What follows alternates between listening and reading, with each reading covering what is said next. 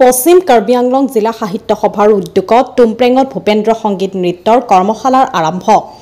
আজি বিয়লি ৩ বজাৰ পৰা ৩দিনীয়া কাৰ্যসূচীৰে পশ্চিম কাৰ্বি আংলং জিলা সাহিত্য সভাৰ উদ্যোগত আৰু টুমপ্ৰেং কপিলীপৰীয়া শাখা সাহিত্য সভা আৰু তপস্যা ডেন্স একাডেমী টুমপ্ৰেঙৰ যুটীয়া সহযোগত বিভিন্ন বিদ্যালয়ৰ ৬ বছৰৰ পৰা ১৪ বছৰৰ ছাত্ৰ-ছাত্ৰীৰ মাজত গ্ৰীষ্মকালীন ভূপেন্দ্ৰ সংগীত নৃত্যৰ প্ৰশিক্ষণ কৰ্মশালাখনত টুমপ্ৰেঙত অনুষ্ঠিত হয়। ভূপেন্দ্ৰ সংগীত নৃত্যৰ গ্ৰীষ্মকালীন প্ৰশিক্ষণ কৰ্মশালাটোৰ লগত সংগতি ৰাখি এখনি উদ্বোধনী সভাও অনুষ্ঠিত কৰা হয়।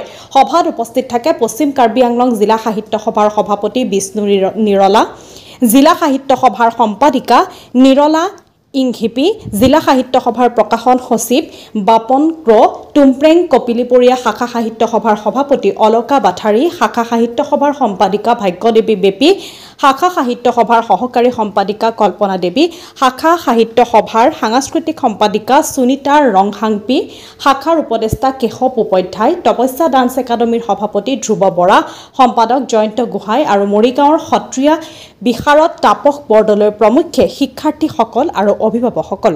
সভা উদ্বোধনী গীত চিৰ চেনেহী মোৰ ভাষা জননী শীৰ্ষক গীতটো পৰিৱেশন কৰে জিলা সাহিত্য সভাৰ সদস্যসকলে।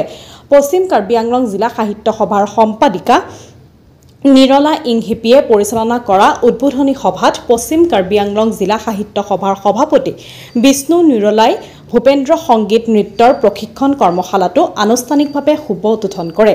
এই সভাতে সভাপতি ধ্ৰুৱ বৰা আৰু উপদেষ্টা কেশৱ উপাধ্যায়েও ভাষণ প্ৰদান কৰে।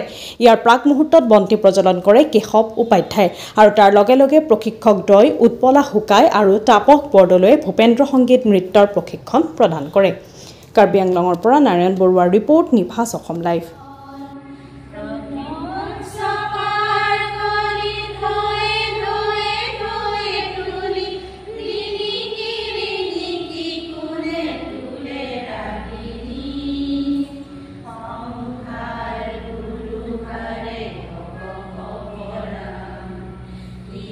স্মৰণ কৰি স্পেচিয়েলি বেলেগ ডান্স আমি দিয়া নাই, খালি ভূপেন্দ্ৰ দাক স্মৰণ কৰিবৰ কাৰণে প্ৰয়াস কৰিছোঁ। আৰু তিনিকুণীয়া যোগসূত্ৰত আমি তপস্যা একাডেমী, ডান্স একাডেমী, কপিলীপৰীয়া আৰু জিলা সাহিত্য সভাই আমি এখন প্ৰগ্ৰাম ৰাখিছোঁ। আজি 6জন মাত্ৰ প্ৰতিষ্ঠাৰ্থীবিলাক উপস্থিত হৈছে। আমি ইনফৰমেশ্যন যেনেকৈ দিব লাগিছিল তেনেকৈ দিব পৰা নাই।